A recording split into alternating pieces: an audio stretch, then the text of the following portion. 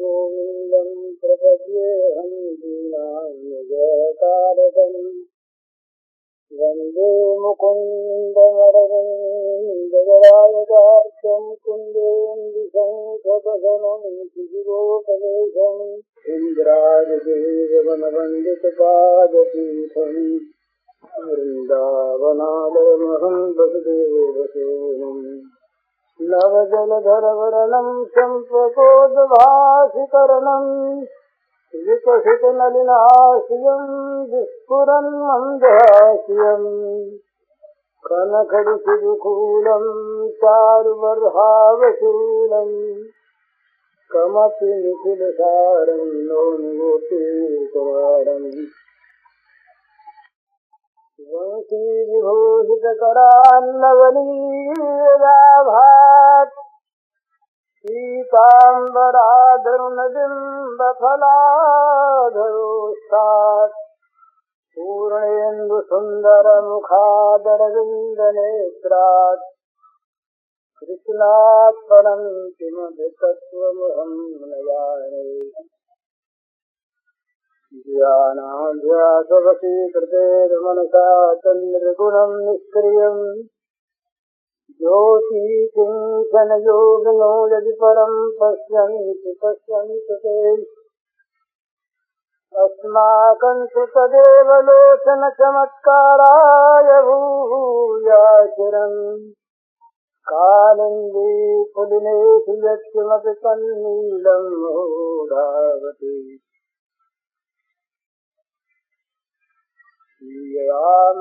सब जगदानी करूं प्रणाम जोर जगपानी।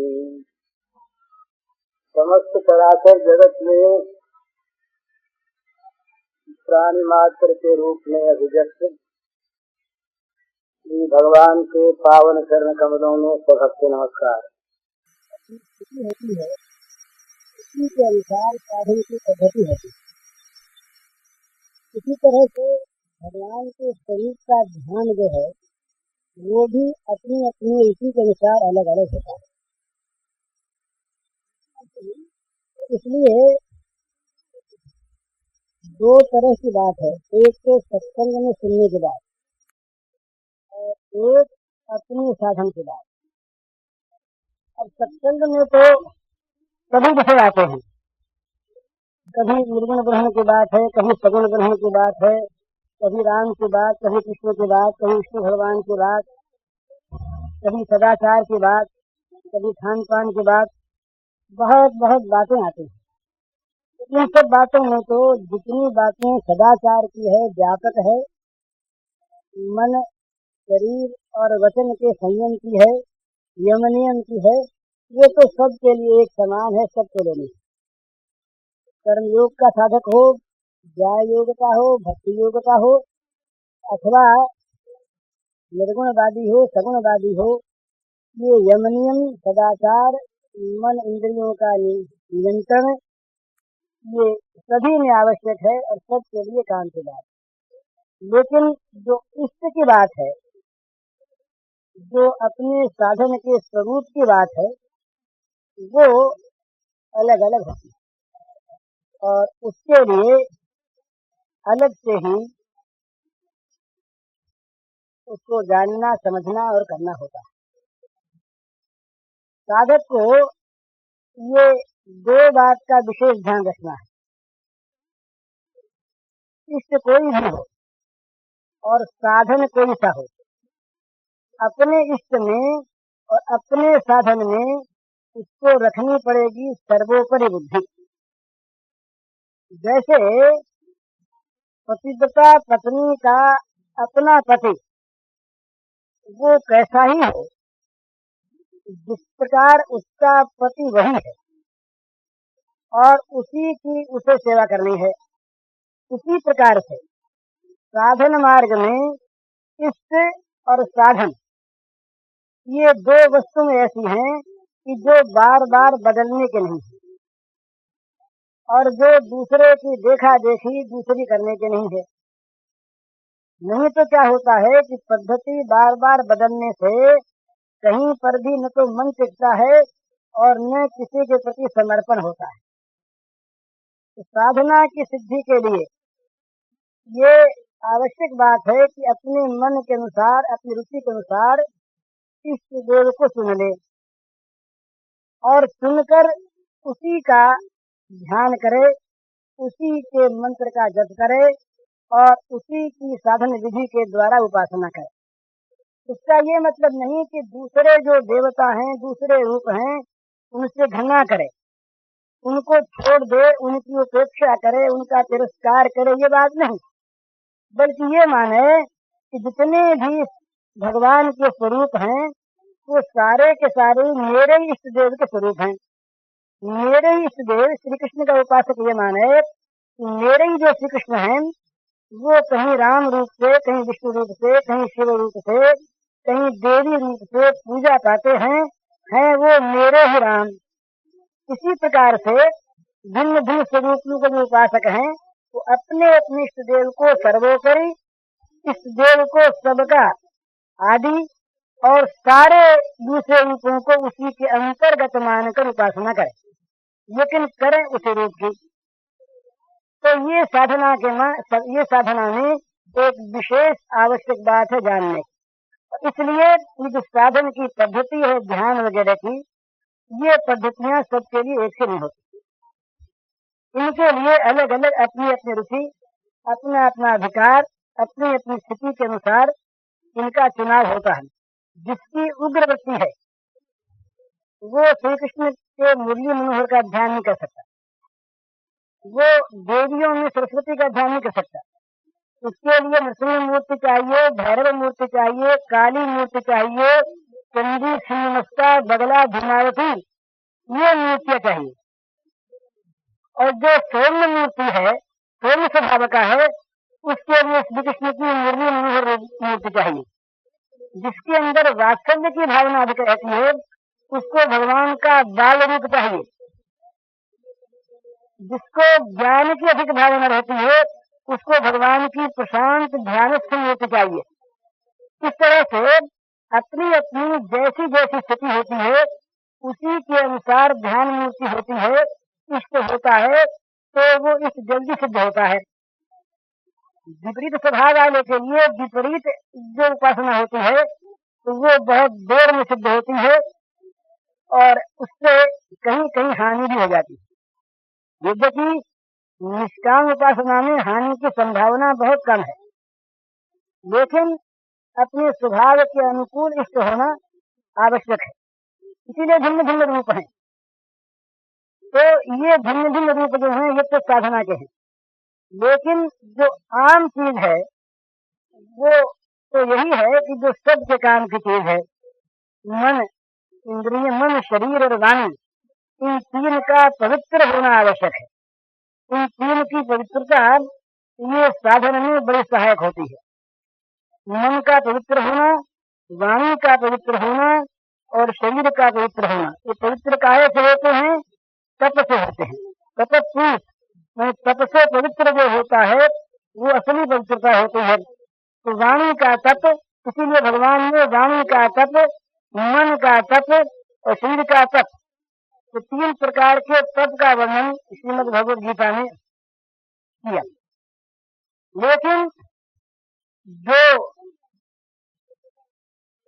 किसी प्रकार से भी कुछ नहीं कर सकता है उसके लिए बस सीधी बात एक ये है कि वो केवल विश्वास पूर्वक अपने को असमर्थ मानकर भगवान के चरणों में अपने को डाल दे। ये सब कर सकते हैं और ये इससे जो काम होता है वो काम बड़े बड़े साधन से नहीं होता। तो दो तरह की साधना है।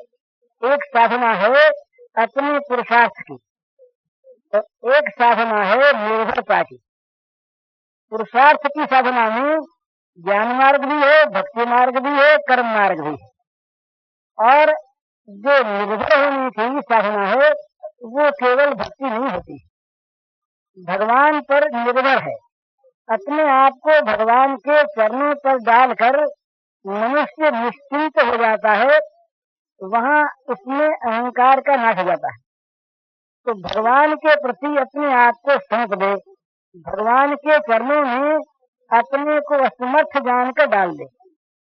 ये जितनी हम ऊंची ऊंची बातें सुनते हैं करते हैं, इन सब में भगवत कृपा आवश्यक है।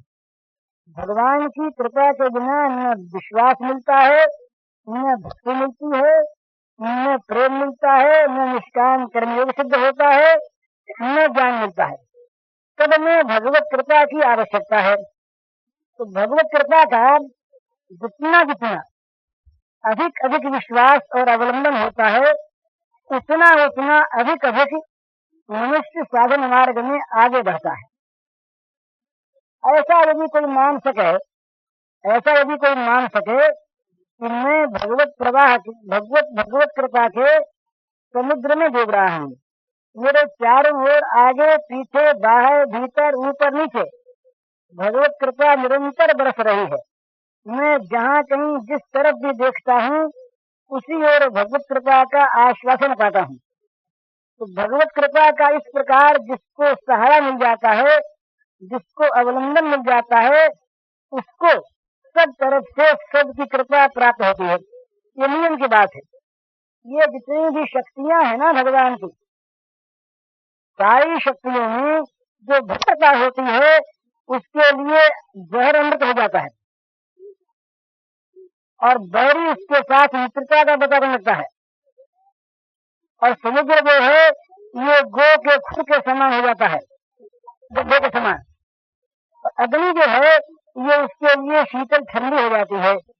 और सारी जितनी भी संसार की शक्तियां हैं, वे सब शक्तियां उसकी सहायता में लग जाती है। जा पर कृपा राम कर हुई, ता पर कृपा करे सब कोई। तो भगवान की कृपा शक्ति का जो आश्रय है, वो इतना बड़ा आश्रय है, उस आश्रय के सामने दूसरा कोई आश्रय नहीं है। भगवान की कृपा का जिसको अवलंबन प्राप्त है, उसको किसी और वस्तु की आवश्यकता नहीं। वो कृपा उसके सारे विघ्नों का नाश कर देगी। वो कृपा उसके लिए सारे साधनों को जुटा देगी। वो कृपा उसको भगवान की ओर ले जाएगी और वो कृपा भगवान को लाके मिला देगी। ये ऐसी चीज है कि साधकों से जो इस विषय में कुछ जानते हैं, जिन्होंने अनुभव किया है, उनसे मालूम हुआ है कि जिनमें कोई योग्यता नहीं, जिनमें किसी प्रकार की कोई साधन सामग्री नहीं, जिनके पास कोई भी बल नहीं, ऐसे लोग भगवत कृपा के बल से भगवत कृपा का आश्रय लेकर और बहुत आगे बढ़ गए। स्वाभाविक वो कृपा उन्हें आगे से आगे ले जाती है। तो भगवत कृपा का सहारा ये सबसे बड़ा सहारा है, सबसे बड़ा अवलंबन है। भगवान ने कहा कि तुम मेरे ऊपर छोड़ दो अपने को, फिर सर्व दुर्गान मत प्रसादात तदिश्यसि। दुर्ग कहते हैं किले को, कठिनाई को। तो कहते हैं कि साधना के मार्ग में जितने भी कठिन कठिन किले हैं, सब किलों से मेरी कृपा तुम्हें पार ले जाएगी। ये भगवान की घोषणा है। मत प्रसादात सर्व दुर्गान तदिश्यसि। तो ये एक ऐसी चीज है कि जिन लोगों को साधना में आगे बढ़ने में रुकावट हो रही है, जिन लोगों की ये भावना है कि क्या करें, क्या करने से प्रेम हो, क्या करने से भक्ति मिले, क्या करने से भगवान में मन लगे, क्या करने से भगवान के मन में भक्ति प्राप्त हो, क्या करने से मन संसार से विरक्त हो, उन सब के लिए ये एक दवा है। भगवत कृपा का अवलंबन ये एक दवा है और ये बहुत बड़ी अमोघ दवा है। भगवत कृपा का जिसने सहारा लिया, उसके लिए असंभव संभव हो गया। जिस चीज को कभी नहीं मानता था ये चीज होगी, वो चीज उसके जीवन में हो गई। ये मैंने ऐसी लौकिक बातें और कुछ पारमार्थिक भी ऐसी देखी हैं जिनसे पता लगता है कि भगवत कृपा असंभव को संभव कर देती है। जिस चीज को हम मानते हैं कि अनहोनी है, भगवान की कृपा का सहारा आते ही वो अनहोनी चीज होनी बन जाती है। जिसकी संभावना नहीं वो वस्तु प्रत्यक्ष हो जाती है। ये भगवत कृपा का सहारा लेने पर ये बात देखी गई है। तो इसमें एक का नहीं, जिसने भगवत कृपा का अवलंबन किया उसका अनेकों प्रकार का अनुभव है, लौकिक पारलौकिक पारमार्थिक। एक आदमी था, उसका भगवान में ध्यान लगता नहीं था, तो होते होते वो नास्तिक हो गया। वो कहने लगा कि भगवान है नहीं। ये सच्ची घटना सुना रहा हूं मैं आपको। नौजवान था, वो बीमार पड़ा और बहुत अधिक बीमारी जब उसको हुई तो एक दिन उससे बातचीत हुई तो उसने कहा कि अब तो मैं बिल्कुल असहाय हो गया, कोई उपाय है क्या? हम बच्चे ही थे उस समय, ये बचपन की बात है, हमारा एक मित्र था बंगाली, उसकी बात है। तो ऐसे ही स्वाभाविक ही उससे मैंने कह दिया कि भाई सहारा तो सबसे बड़ा एक ही है और वो सहारा है भगवान की कृपा का। अब वो बीमार था, उस समय उसकी तर्क शक्ति काम नहीं करती थी, बड़ा आतुर था। उसने कहा कि भगवत कृपा ऐसी चीज है। मैंने कहा करके देखो ऐसे ही है। तो मालूम उसके क्या वो बात लगी, बीमार था, वृत्ति उसकी एकादशी थी दुख में। इसलिए कहा भगवत कृपा यदि है तो मुझे कल अच्छा हो जाना चाहिए। इसका मेरे को उत्तर नहीं था, वो अपने मन से कह रहा था। उसने कहा मैंने आश्रय भगवत कृपा का ले लिया, मैं कुछ बोला नहीं। अब महाराज आश्चर्य की बात है, उसके कैंसर का रोग हुआ था और डॉक्टर ने कहा था कि ये बच नहीं सकता। और दूसरे दिन डॉक्टर आया, उसने कहा कि बड़ा अच्छा मालूम होता है, कल एक्सरे करेंगे। दूसरे दिन एक्सरे हुआ तो डॉक्टर ने कहा कि ये क्या जादू हो गया, इसके तो कैंसर है नहीं। ये कलकत्ते की बात है, सन 1915 की। उस समय मैं छोटा बच्चा था, बहुत बड़ा नहीं, तो कुछ संस्कार ऐसे थे। तो इस प्रकार से मुझे विश्वास होने लगा था कि भाई भगवत कृपा कोई चीज तो है। एक बार की बात है, ये गोवर्धन जी जानते हैं, इन्हीं के वो भाई बहन थे हरिराम। सच्ची घटना सुनाता हूँ मैं आपको, लौकिक घटना है। ये हमारे एक मित्र हैं रामकृष्ण डालमिया, उनका नाम ये नहीं लेना चाहिए था, मैं ले लिया अभी। उस समय वो बंबई में थे और बंबई में सत्ता करते थे। तो उनकी हालत अच्छी नहीं थी। तो हरिराम करते थे रूट दलाली, मेरे पास रहते थे, ब्राह्मण थे। तो मैंने हरिराम से कह रखा था कि भाई इनका काम तुम करवाना मत। मेरे मित्र से मेरे पास रहते थे, तो मैं समझता था कि ये दे नहीं सकेंगे। उन्होंने बिना मुझको बताए और दलाली के लालच में उनका काम करवा दिया। उसमें घाटा लग गया। जब घाटा लग गया तो शनिवार का दिन, सोमवार को पेमेंट है, शनिवार को शाम को हरिराम मेरे पास आया और कहा कि ऐसा ऐसा है। अब घाटा वो 200 से 500 का नहीं था, बहुत बड़ी रकम थी। तो अब क्या हो, वो रोने लगा। उसने कहा कि तो मैं पहले तो उसको मैंने डांटा, तो तुमसे मैंने कह दिया था कि तुम ये मत करना, तुम क्यों करवा दिया? अब उसने कहा जो हो गई सो हो गई। उसने कहा कि मैं क्या करूं? तो ऐसे स्वाभाविक ही मैं अपनी गद्दी में बैठा था, मेरे मुंह से निकल गया कि भगवत कृपा पर विश्वास हो तो क्या करो, यही।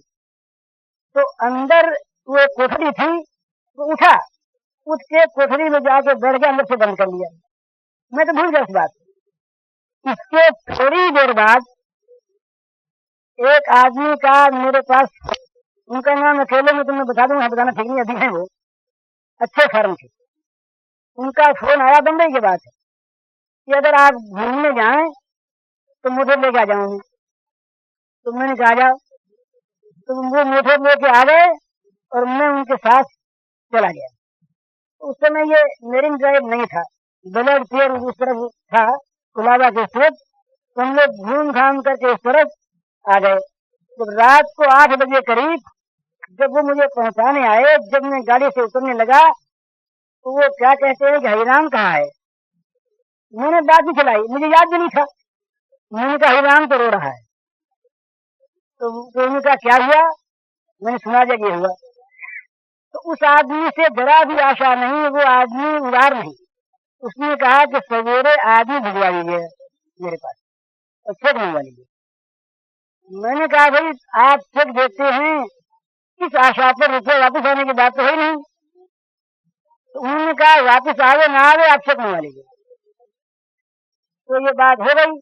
तो रात को मैंने एक दो मित्रों से राय की, तो उन्होंने कहा भाई आपने तो मांगा नहीं और आपका अपना काम नहीं। ये तो द्रौपदी का भी तीर बड़ा था, ये मुझसे कहा बड़ी चीज है या सीताराम जी को बात उन्होंने कहा होगा, वो ठीक याद नहीं। तो मैंने कहा अच्छी बात है। तो सवेरे भूमि के सज्जन थे, तो रामकृष्ण ने क्या किया, अपने देश की हवेली का पट्टा और हैंडनोट लिख के भेज दिया। और वो हैंडनोट और पट्टा दे करके मैंने उस आदमी को भेज दिया उनके पास। उन्होंने क्या किया कि हैंडनोट पट्टा वापस कर दिया और बैंक चेक पर सही करके दे दी। रुपया नहीं भरा, जितना रुपया आवश्यक हो उतना रुपया भर के बैंक से मंगवा लिया। पट्टा वापस कर दिया, हैंडनोट वापस कर दिया और ब्लैंक चेक दे दिया। जब वो लेके आया मुझे बड़ा आश्चर्य। मैंने कहा भाई ये सब क्या किया आपने। तो उन्होंने कहा कि मैंने पट्टे पर और हैंडनोट सही कर दिया है, रुपया आ गया। बहुत बड़ी रकम थी, पेमेंट हो गया। उसके 1.5 महीने बाद रामकृष्ण का रुपया आ गया और रुपया लौटा दिया गया बैंक में। लेकिन वो उस दिन रुपया कैसे आया, मैंने उनको बुलाया नहीं। उनसे रुपया मिलने की हरिराम को कोई कल्पना नहीं हो सकती। और 2-4 हजार की रकम थी नहीं, बहुत बड़ी रकम थी। और वो देने वाले आदमी देना जानते नहीं हैं। तो ये काम कैसे हो गया। तो जिस प्रकार से ये लौकिक काम हो गया, इसी प्रकार से पारमार्थिक काम ये भी मैंने देखा है कि ध्यान नहीं लगता और भगवान की कृपा का आश्रय किया तो ध्यान ऐसा लग जाता है कि जिसकी कल्पना नहीं। तो भगवान की कृपा का आश्रय करने पर ऐसा कोई भी काम नहीं है जो हो नहीं सकता, आश्चर्य होता है। ये ब्रज में इन ग्वालों के बच्चों के था क्या इतना विश्वास हो गया कि बस कन्हैया है ना साथ। अब जब अजगर के मुंह में जाने लगे तो देखा अजगर नहीं है, खो है पहाड़ से। तो वहां किसी ने कहा अजगर हुआ तो दूसरे ने कहा बोले कन्हैया के पीछे है, क्या हुआ तो है? जरा भी मन में शंका नहीं। जहाँ शंका होती है वहाँ विश्वास की कमी होती है। इसलिए ये मेरे अपने जीवन के अनुभव की बात भी है और मेरे बहुत से जान पहचान वालों के लिए भगवान की कृपा का अवलंबन जो है ये इतना बड़ा आश्चर्य पैदा करता है कि जिस आश्चर्य को देख करके विश्वास नहीं होता। ऐसा हो जाएगा, इस प्रकार की कल्पना नहीं होती, मन में आता कि ये बन कैसे गया। एक हमारे मित्र थे, वो किसी कुसंग में पड़ गए थे, बड़े वो भगवान के अनुरागी। तो कोई ऐसी चीज हुई कि मानो आज उनका पतन होने वाला है। तो पतन का एक तरफ तो आयोजन हो रहा है और दूसरी ओर उनको भगवत कृपा की बात याद आ रही है कि भगवान बता दें। ये मनुष्य के जीवन में कभी कभी ऐसी स्थिति आती है। एक ओर तो वासना जोर देती है तो दूसरी ओर विवेक जोर देता है। विवेक कहता है काम नहीं होना चाहिए और वासना कहती है कि होना ही चाहिए। बहुत लोगों के जीवन में ऐसी बातें आती हैं। तो विवेक के साथ भगवत कृपा का उनको नहीं होता था, वो भगवान बचा दे। बीच बीच में मन ऐसा कहता था, लेकिन साथ साथ इतना जोर था, प्रबल जोर था वासना का कि उसे वो किसी प्रकार से रोक नहीं सकते थे। रात को कोई 3-4 बजे का वक्त है, वासना का जोर बड़ा प्रबल हुआ और अब उनका पतन होगा ही। इतने में क्या हुआ कि उनके पड़ोस में जो कमरा था उस कमरे में लड़के का पेट दुखने लगा और पेट दुखने लगा तो इनके यहाँ दवाई थी। तो लड़के का पिता जिस समय इनका पतन होता ही उस समय उस पिता ने आकर के इनके कुमार खोल दिए। अब इनके आते ही और इनको चोट हो गया, इनके मुंह से निकला कि भगवत कृपा आ गई। बचना चाहते थे, बच गए। अब उस समय उस लड़के का पेट में दुखता है और उसका पिता दवा के लिए ना आता तो न मालूम क्या हो जाता। गांधी जी ने लिखा है अपनी जीवनी में कि यदि मेरे राम नाम का आश्रय न होता तो मैं अपने जीवन को पवित्र कहने लायक नहीं रह जाता। ये विलायत की बात है, लंदन की एक होटल की बात। तो भगवान की कृपा किस समय किस प्रकार से आकर के बचाती है इसका पता नहीं, पर वो बचाती है, सहारा देती है, रक्षा करती है और साधन बना देती है। तो भगवान की कृपा का अवलंबन इतना महान अवलंबन है कि जिसका कोई ठिकाना नहीं। ये चित्त की व्याकुलता होती है, इसको भगवान की कृपा कहती है। मैं जब पहले गया अलीपुर जेल में गया तो वो छोटी सी तनहा कोठरी थी, उसमें मुझे बंद कर दिया। अब शाम का वक्त था, 5 बजे का मैं जब गया तो अब मन में एक बार तो बड़ी व्याकुलता हुई। व्याकुलता होते ही ये भगवान की कृपा याद आई और कृपा याद आती भगवान का नाम याद आया। तो बुद्धि तो आई नहीं ऐसे कि नाम अंगुली से भी जाप करने, मन में आया कि माला हो तो नाम जपे। अब माला वहां कहाँ से आवे? तो जो पहरे पर सिपाही था, पहरा दे रहा था, हिंदू था, उसको बुलाया मैंने कहा भाई तुम्हारे पास माला है क्या? उसने कहा क्या करोगे? मैंने कहा भगवान का नाम जप करना चाहता हूँ। उसने कहा भाई माला तो नहीं है, तो तुमको मैं रास्ता बताता हूँ। तो वो गुरु बना, उसको रास्ता बताया, उसने एक कील ला के दी, कहा कि ये कील लो और नाम जब करते करते जब 100 नाम पूरा हो जाए तो दीवार पर कील से लिख खींचो, एक माया हो गई। रास्ता बताया, इमरती क्या आदत थी, ये रास्ता बताया और मैं जाप करने लगा और मन में भगवान की कृपा का अवलंबन। थोड़ी देर में मेरा चित्त शांत हो गया, उसी देर में, और फिर वो शांत बना रहा। इस तरह से ये चित्त की व्याकुलता, रास्ते का न सूझना, मार्ग का भटक जाना, ऐसी बातें जीवन में बहुत मैंने देखी। और उस समय भगवान की कृपा ने ऐसा काम किया महाराज कि अब मैं आपसे क्या बताऊं। भगवान की कृपा के प्रति कृतज्ञता प्रकट करना भी कृतज्ञता है। इतनी कृपा है कि उसके प्रति कृतज्ञता क्या प्रकट की जाए, इतनी कृपा है। पद पद पर वो कृपा करते नहीं सकते और हम लोग कृपा की अवहेलना करते नहीं सकते। हम लोग न मानने वालों पर कृपा होती है और नित्य होती है, अपार होती है, अजस्र होती है, कोई उसका ठिकाना नहीं है। इतनी महान कृपा भगवान की होती है कि न मालूम वो कहाँ कहाँ कैसे कैसे आकर क्या क्या पहले से व्यवस्था कर देती है, कुछ ठिकाना नहीं। मेरा जीवन तो पहले तो सामाजिक था, फिर राजनीतिक हुआ। अब पहले तो मुझे ये कई साधु मिले, मेरी दादी थी वो बड़ी भक्त थी, ये भारती जी मिले, फिर सेठ जी मिल गए हैं। नहीं तो मैं न मालूम किसी राजनीति के प्रवाह में जाता, कहीं क्या होता क्या पता था। पर सच कहता हूँ कि भगवान की कृपा ही मुझे इस तरफ खींच लाई। बार बार मैंने भागने का प्रयत्न किया इससे, तो जबरदस्ती मानो पकड़ के रख लिया गया कि तुम्हें रहना होगा इसमें। न मालूम कितने कितने प्रलोभन आए मेरे सामने, कम नहीं आए, करोड़ों रुपए के प्रलोभन आए और बड़े बड़े भय आए। पर जब जब ये आया तब तक मुझे भगवान की कृपा ने बचाया ये मैं आपको सत्य अपना अनुभव कर रहा हूँ गंगा के तट पर। जब जब ऐसी ऐसी कोई चीज आई तब तक भगवान की कृपा आई।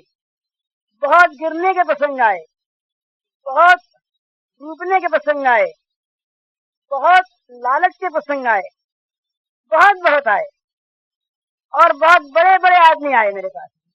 इस समय मैं नाम नहीं बताना चाहता। बहुत बड़े बड़े आदमी, जिन लोगों की कृपा प्राप्त करना लोग चाहते हैं, वे लोग मेरे पास प्रलोभन लेकर के आए और सच्चे रूप में आए। पर मुझे भगवान ने बताया। क्यों बचाया? भगवान की कृपा का मेरे मन में कुछ पहले शुरू से ही ये बातें साधन की गुप्त ऐसी हैं कि जो गुप्त होने पर भी बहुत गुप्त नहीं है। इसलिए मैं कह रहा हूँ, साधन की बात नहीं कहनी चाहिए किसी को, पर एक उत्साह वृद्धि के लिए ये मैं कह रहा हूँ कि ये एक बार का नहीं, बार बार का मेरा अनुभव है कि भगवान की कृपा का सहारा, बस मन में कृपा का सहारा, साधन ही था। मेरे पास तो आप समझिए, लोग मुझे बड़ा विद्वान मानते हैं। कई लोग बड़ा, उन्होंने एक ने तो विद्यार में उपाधि दे दी। मैंने कहा तुम भूलते हो, मुझे कुछ आता ही नहीं, आता ही नहीं। सचमुच जो बिल्कुल मूर्ख आदमी, विद्याहीन आदमी, पर वो तो मुझे कहाँ से आ गया? ये भगवान की कृपा से। साधन संपत्ति अगर कुछ है तो वो सारी की सारी भगवान की कृपा लब्ध है। इसमें जरा भी पुरुषार्थ नहीं। पुरुषार्थ का अभिमान अगर मैं करूं, पुरुषार्थ की बात मैं कहूं तो बिल्कुल गंगा के तट पर थोड़ा नहीं झूठ बोलूं, है ही नहीं। वो एक बंगला में बड़ी सुंदर एक कहावत है कि कहते हैं, आने को प्रेमा चाहिए मुझे होने तुम्हें ओघागारे थे चाहिए मुझे ऐसे तुम बोले करे तुले तो पोते देवना जो मैंने बताया मांगा है, दुनिया में कोई भगवान ने आके रोका, उस मार्ग पर मत जाना, पर मैं गया। पर मैं कहता तुम पीछे पीछे दौड़कर फिर मुझे पकड़ लाए। तो पोते देवनाथ मेरे ऐसे बोले, काने काने कैसे को एक हो सबू चले गए थे तुम्हें दूहा पोसारी हाथे थे मेरे लिए। क्या है? तुमने कहा कि उस मार्ग पर जाना मत, पर मैं चला गया। तो पोते देवनाथ उस मार्ग पर जाना मत, ये तुमने कान में आगे कई कई बार कहा, फिर चला गया मैं। तो तुमने दोनों हाथ पसारे, पीछे दौड़े और मुझको पकड़ के ले आए। ठीक यही बात, ठीक यही बात। भगवान की कृपा का जब सहारा होता है तो पीछे पीछे रहती है, और वो कृपा कभी डराकर, कभी धमकाकर, कभी पुचकार कर, और भगवान के गोद से निकले देती। तो ये एक बहुत बड़ी बात मैं आप लोगों से कह रहा हूँ। सारे साधनों का एक उत्तर है, ये नहीं बनता भगवान कृपा का सहारा, नहीं बनता कृपा का आश्रय करो, नहीं बनता कृपा के लिए प्रार्थना करो। एक ऐसी चीज है, इस कृपा के सामने कोई शक्ति नहीं विरोधी जो टिक सकती। भगवान की कृपा ऐसी वस्तु है। तो इस कृपा, भगवान की कृपा जिस पर हो गई है, उस पर दूसरी सारी कृपाएं अपना सारा बल लगा लगा कर अपने को कृतार्थ मानती हैं। दूसरी जितनी कृपाएं हैं वो सब कृपाएं भगवत कृपा का अनुगमन करना चाहती हैं। किसी प्रकार काम जिसका होगा ही, और उसमें अगर हम सारा लगा दे तो हमारा भी नाम हो जाए। ये बात गंगा जी ने भी आशीर्वाद दिया सीता जी को, बोले आज सत्य हो जाएगा, कोई बात नहीं, ये तो होना तो है ही, हमारी बात भी रह जाएगी। ग्वालों ने लकुटिया लगा दी, गोवर्धन पहाड़ थे, उनका भी नाम हो जाए। इस प्रकार से जहाँ भगवत कृपा होती है वहाँ सब कृपाएं अपने आप आती हैं। कई साधकों से मेरी बातें हुई हैं, अच्छे के साधकों से, उन लोगों ने अपने जीवन का हाल बताया है। कृपा के द्वारा उनको न मालूम क्या क्या हो गए। तो थे सतीश चंद्र मुखर्जी, वो काशी में रहते थे, अब उनका देहांत हो गया। बहुत बड़े विद्वान, ये नेशनल कॉलेज जो कलकत्ते में था उसके प्रिंसिपल थे, बहुत बड़े विद्वान थे। तो विजय कृष्ण गोस्वामी के शिष्य, उन्होंने अपनी जीवन घटनाएं बताई। उन्होंने इतना बताया कि उनको तो जो कुछ मिला केवल कृपा से मिला। गुरु मिले कृपा से, गुरु ने मार्ग बताया कृपा से, और वो लगे कृपा से, और उनको सिद्धि मिली कृपा से। तो भगवान की कृपा ऐसी है कि उस कृपा पर कोई अवलंबन करके अपने को उस कृपा पर छोड़ दे, उस कृपा के भरोसे बिना शर्त अपने को डाल दे, तो वो कृपा, वो स्वाभाविक सहज कृपा भगवान की अपने आप, अपने विरुद्ध के लिए, अपने व्रत के लिए, अपने नाम की रक्षा के लिए, वो कृपा अपने आप इस प्रकार की स्थिति पैदा कर देगी कि जिस स्थिति में सारे काम स्वयं सिद्ध हो जाएंगे, लौकिक, पारलौकिक, पारमार्थिक, आध्यात्मिक। पर मुश्किल इतनी है कि ऐसी कृपा होते हुए भी उस कृपा पर विश्वास नहीं होता। बस यही कमी है। ये मेरे पास आज और कल में कई भाई, कई माताएं ने मुझसे यही सवाल किया कि होता नहीं क्या करें, होता नहीं क्या करें। तो उसका एक ही उत्तर है, या तो भाई अपने पुरुषार्थ से साधन करो, लगाओ बल, और या अपने को असहाय और निर्बल मानकर भगवान की कृपा पर विश्वास कर लो। तुम्हारी कृपा तुम्हें रघुनंदन, जानहि भक्त भक्त उर चंदन। भगवान को जानने का उपाय क्या है? उनकी कृपा। यदि वैसे विनुते थे लभ्य, ये श्रुति कहती है कि जिस पर वो परमात्मा कृपा करते हैं उसी को उनकी प्राप्ति होती है। भगवत प्रेम की प्राप्ति और भगवत धाम की प्राप्ति, भगवान नाम की प्राप्ति, भगवत रूप की प्राप्ति, ये सब के सब भगवत कृपा के अधीन है और सहज है। और कृपा का अवलंबन करेगा वही जो अपने को समर्थ मानता है, वही जिसमें बाबा बल है, जिसमें पौरुष है, जिसमें साधन संपत्ति का अभिमान है, वो किसी कृपा क्यों चाहेगा? कृपा तो चाहेगा निर्बल। तो क्या कहें, अपनी में तो बल है नहीं, तुम कृपा करो तो काम बने।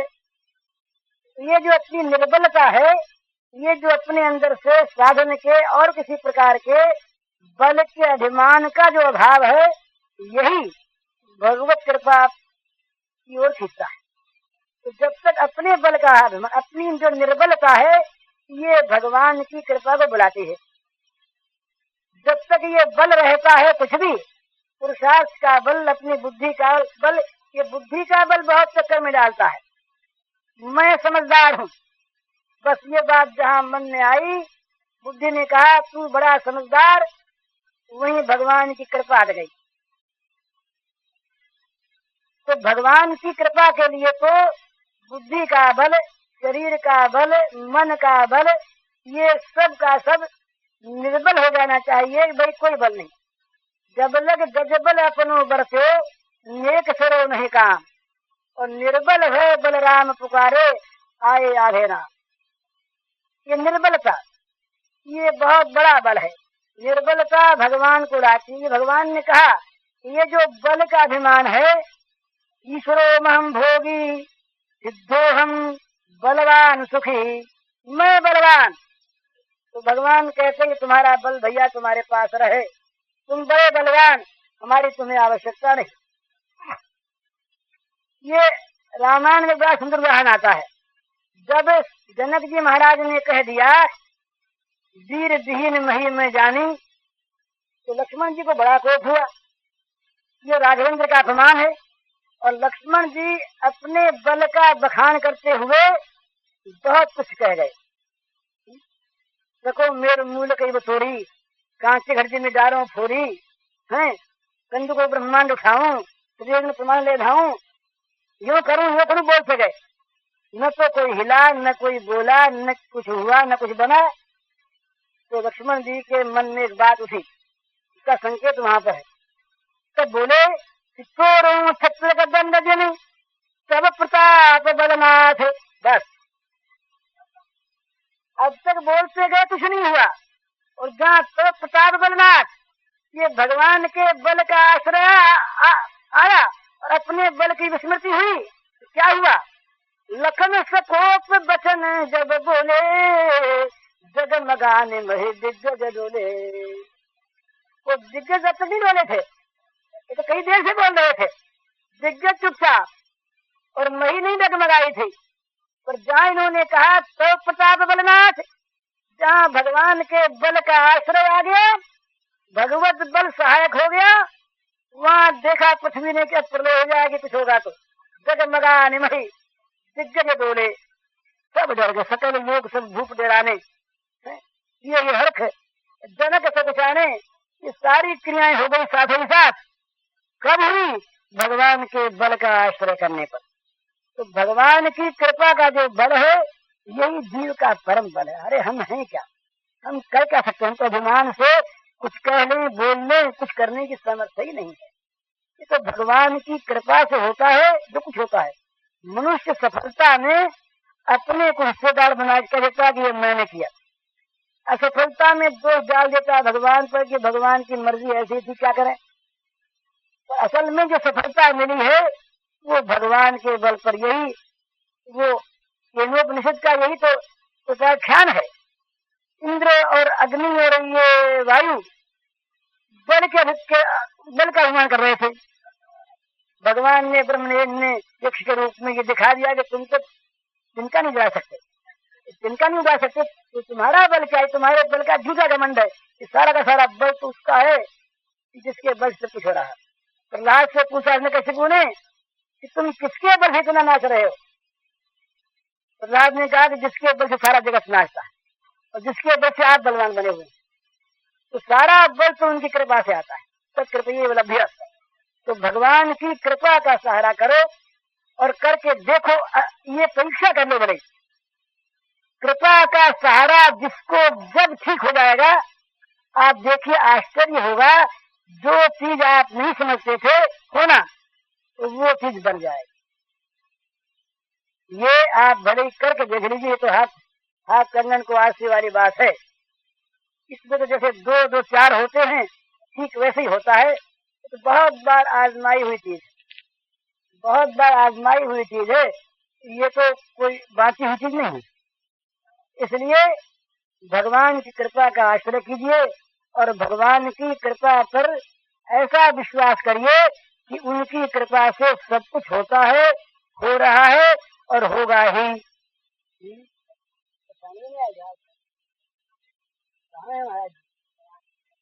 हरे राम राम राम मैं जय सिया राम, जय जय सिया राम,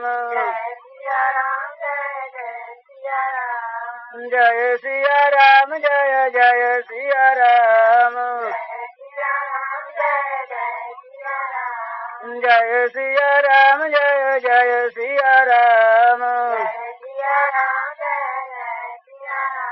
जय जय सिया राम, जय सिया राम, जय जय सिया राम, जय सिया राम, जय जय सिया राम। कोमल चित अति दीन दयाला, कारण बिन रघुनाथ कृपाला, जय सिया राम, जय जय सिया राम, जय सिया राम, जय जय सिया राम, जय सिया राम, जय जय सिया राम, जय सिया राम, जय जय सिया राम, जय सिया राम, जय जय सिया राम, जय सिया राम, जय जय सिया राम, जय सिया राम, जय जय सिया राम, जय सिया राम, जय जय सिया राम, रहतन प्रभु चित चूक किए की, शरत सूरत सवार रहिएगी। जय सिया राम जय जय सिया राम। जय सिया राम जय जय सिया राम। जय सिया राम जय जय सिया राम। जय सिया राम जय जय सिया राम। जय सिया राम जय जय सिया राम। जय सिया राम जय जय सिया राम। जन अब गुण प्रभु मानन गाऊ। दीन बंधु अति मृदुल स्वभाव। जय सिया राम जय जय सिया राम। जय सिया राम जय जय सिया राम। जय सिया राम जय जय सिया राम। जय सिया राम जय जय सिया राम। उमा कहूँ मैं अनुभव अपना। सतु हरि भजन जगत सब सपना। जय सिया राम जय जय सिया राम। जय सिया राम जय जय सिया राम। रामचंद्र की जय। मोर मोर